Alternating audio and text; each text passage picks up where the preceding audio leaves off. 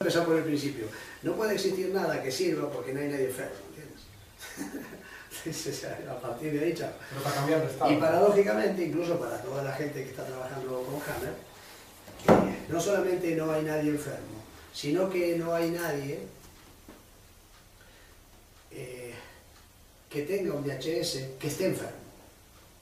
Porque los DHS son cambios de programa para salvarte la vida.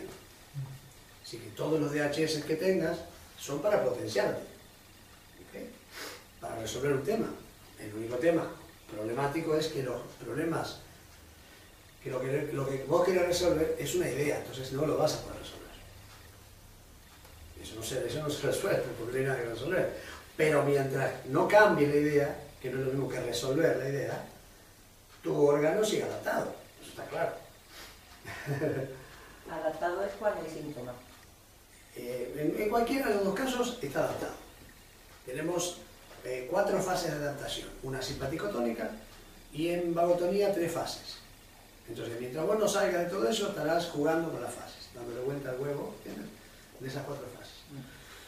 Pero eso no significa enfermedad, ni mucho menos. Con síntomas o sin síntomas, da lo mismo. No tienes nada. Tienes una adaptación, ¿entiendes? Es como si estoy enojado y aprieto el puño. Voy a hacer atenderme del puño apretado. Es que eso es lo que hace la gente, ¿entiendes? No hay más. Una cosa es tan simple, pero es tan atroz como eso.